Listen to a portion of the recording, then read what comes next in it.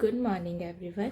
सो आज है 60 days challenge का फर्स्ट डे। जैसा कि मैंने बताया था कल ही ऑन 2 फेब कि मैं जो हूँ 60 डेज तक विदाउट एनी प्रोक्रेस्टिनेशन एक चैलेंज करने जा रही हूँ, जिस चैलेंज में मैं 60 डेज़ में अपना MA CET 5 year law exam का सिलेबस पूरा करने की कोशिश करूँगी। तो आज का दिन स्टार्ट होता है। तो आज मेरा कमिटमेंट का फर्स्ट डे है और अभी बज रहे हैं सुबह के 8:10। लाइक आप देख सकते हैं, हाँ 8:10 ही हो रहे हैं। तो दिन की शुरुआत मेरे अकॉर्डिंग एक ऐसे सब्जेक्ट से करनी चाहिए जो ना कि ज़्यादा हार्ड हो और ना ही ज़्यादा इजी हो, बट ऐसा हो जिसमें आपका इंटरेस्ट हो। तो मेरे अकॉर्डिंग वो सब्जेक्ट जो है वो इंग्लिश है, बिकॉज ये भी आता है, इंग्लिश ग्रामर भी आता है। अब कितने मार्क्स का आता है वो यहाँ पे मेंशन है, लेकिन इंग्लिश ग्रामर भी आता है। तो मैं अपने दिन की शुरुआत उसी सब्जेक्ट से करती हूँ। तो मैं इंग्लिश ग्रामर के लिए जनरली प्रेफर करती हूँ RK सिन्हा का ये बुक, जिसकी हालत बहुत ज़्यादा ख़राब हो चुकी है, लेकिन इसके अंदर ज्ञान वैसा ही है, कवर नहीं है, बिकॉज मैं बचपन से इसी को पढ़ते हुए आ रही हूँ। तो मुझे जो है पता चलता है, मतलब मुझे पता चला है कि इंग्लिश ग्रामर में ग्रामर आता है, बेसिकली ग्रामर आता है। तो ग्रामर के लिए मुझे ये बुक सबसे बेस्ट लगता है, बिकॉज इस बुक में सारे ग्रामर्स के रूल जो है वो बहुत सिंप्लीफाई किए गए हैं। तो आप अगर चाहे तो आप ये बुक खरीद सकते हैं। और ग्रामर के बाद जो सेकंड बेसिक चीज़ है, जो most important thing I think कि जो इंग्लिश में आएगा, वो है वोकैबलरी। बिकॉज वोकैबलरी भी इसमें काफ़ी अच्छा वेटेज रखता है, लाइक 5-6 नंबर। बिकॉज सही बताऊँ तो किसी को भी रियल पैटर्न नहीं पता है MA CET का। We only know the number of question that each subject do, लेकिन हमें ये नहीं पता है कि कौन सब्जेक्ट में क्या सेक्शन जो है ज़्यादा आता है, बिकॉज जनरली ये पेपर जो होता है वो कंप्यूटर बेस्ड होता है। तो इसमें जो भी लोग आपको बता रहे हैं कि लाइक वो कैब इतने नंबर का आता है, ये इतने नंबर का, उन सबका प्रेडिक्शन ही है। वो जो बच्चे पेपर दे के निकल जाते हैं उनके ही थ्रू उन्हें पता चलता है। लेकिन बेसिकली आप भी जानते हैं कि एक बार पेपर देने के बाद तो किसको याद रहता है कि क्या, मतलब कितने नंबर का कौन आया था, क्या नंबर आया था। लेकिन जितना कि सब बताते हैं उस हिसाब से मैं बता रही हूँ कि वो कैब भी आता है, इसमें ईडियम्स भी आता है, इसमें फ्रेजेस भी आते हैं। और इसीलिए मेरे अकॉर्डिंग वो कैब के लिए जो मैं प्रेफर करती हूँ, और मैं 3 साल से ये कर रही हूँ, मैं क्लैट के लिए भी तैयारी की थी, तो मैंने क्लैट के लिए भी इसी बुक से पढ़ा था। ये है वर्ड पावर मेड इजी। तो मेरे अकॉर्डिंग ये बुक जो है वो कैब के लिए बहुत अच्छा है। और बाकी सब के लिए आप थोड़ा सा यूट्यूब सोर्सेज देख सकते हैं और न्यूज़पेपर पढ़ सकते हैं, द हिंदू लाइक समथिंग। और तो चलिए स्टार्ट करते हैं रूटीन। तो मेरा रूटीन है 8 से 10 मुझे ग्रामर और इंग्लिश को अच्छे से पढ़ना है, लाइक ग्रामर पढ़ना है, फिर वो कैब पढ़ना है, फिर मुझे फेजर्स भी देखने हैं। तो लेट्स स्टार्ट द वीडियो।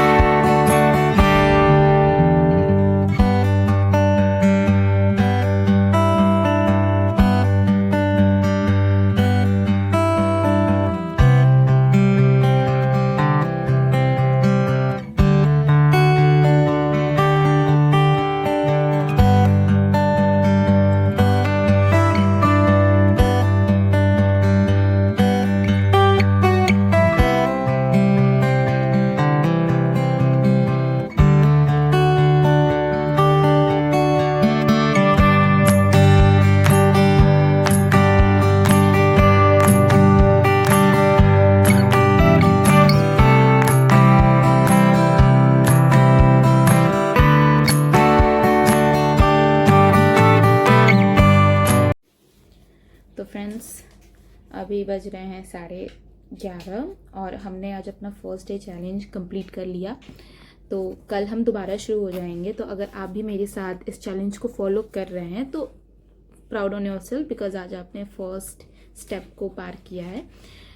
और मेरा एक बहुत रिक्वेस्ट है, बहुत हम्बल रिक्वेस्ट है आप सबसे कि प्रिपरेशन के चक्कर में आप अपनी मेंटल हेल्थ और अपनी रिक्रिएशनल एक्टिविटीज़ को मत बंद करिए, बिकॉज वो भी बहुत ज़रूरी है। अगर आप अपने स्टडी प्लान को बहुत लंबे समय तक फॉलो करना चाहते हैं तो उसमें थोड़ा सा मस्ती, थोड़ा सा थोड़ा सा एक्टिविटीज़ जो आपको अच्छी लगती है वो इंक्लूड करना बहुत ज़रूरी है। ये मैंने अपने लाइफ में सीखा है।